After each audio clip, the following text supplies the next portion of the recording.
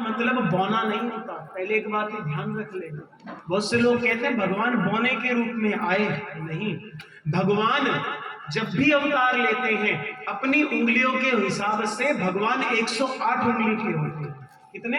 108 उंगली के होते हैं। भगवान अपनी उंगलियों के हिसाब से जब भी भगवान अवतार लेते हैं।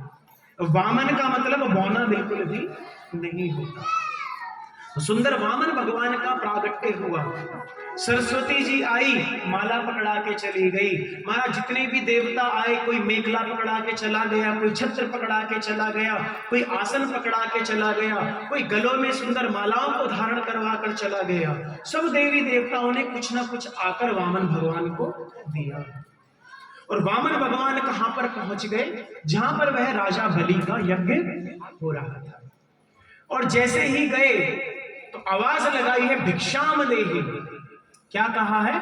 भिक्षाम देहि। तो जो उनके सेवक थे उनने कहा बताओ क्या भिक्षा चाहते हो, हम दे देते हैं। तो राजा जी तो बिजी हैं अभी हवन करवाने में। उनने कहा लूंगा तो राजा से लूंगा वरना किसी से नहीं लूंगा।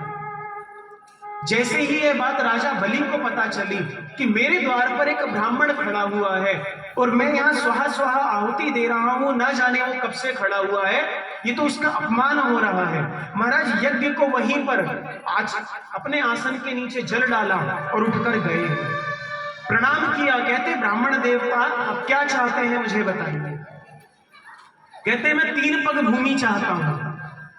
कहते आप जानते हैं आप किसके सामने खड़े हैं?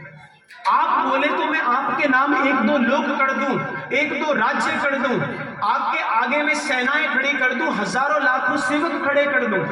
इतना सब होने के बाद आप मुझसे केवल 3 पग भूमि मांग रहे हैं। ये अच्छी बात तो नहीं है भैया। कोई व्यक्ति करोड़पति के पास चला जाए और वहां जाके भी 10 रुपए मांगे, और करोड़पति व्यक्ति भी महाराज देने में शर्माएगा कि क्या 10 रुपए देने के लिए तूने मुझे इतनी बार से बुलवाया। ताकि महाराज मांगना चाहते हो तो कुछ बड़ा मांग लो। उन्होंने कहा नहीं नहीं, तुम मुझे देना चाहते हो तो 3 पग भूमि, मैं उसी में संतुष्ट हूं। उन्होंने कहा चलो ठीक है। अब जैसे ही ये बात सुनी ना महाराज शुक्राचार्य जी ने कि ऐसा कौन सा ब्राह्मण है जो केवल 3 पग भूमि में संतुष्ट हो रहा है। ब्राह्मण और संतोषी भैया ऐसा तो हो ही नहीं सकता। और अगर कोई संतोषी ब्राह्मण हो जाए तो साक्षात भगवत तुल्य हो जाता है। महाराज शुक्राचार्य जी के मन में आया। शुक्राचार्य जी गए देखने। शुक्राचार्य जी ने नेत्रों को बंद किया है, और जैसे ही नेत्रों को बंद किया है वो समझ गए भैया ये वामन नहीं है तो सबके बाप ही आए हैं। राजा बलि से कहने लगे सावधान हो जा, जिसको तू दान देने के लिए कह रहा है ये किसी का पुत्र नहीं, ये सबका बाप है, ये साक्षात विष्णु है।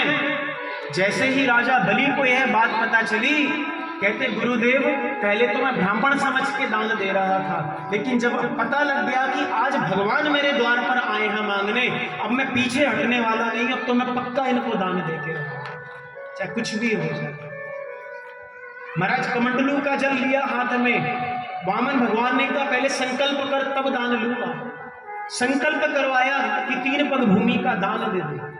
जैसे ही संकल्प का जल महाराज धरती पर छोड़ा है, जो वामन थे ना वो विराट बन गए। महाराज एक पग से ऊपर के लोग सारे नाप लिए, दूसरे पग से नीचे के सारे लोग नाप लिए। महाराज बलि से कहने लगे तीसरा पग कहां रखूं बता मुझे, सब कुछ मेरा हो चुका है।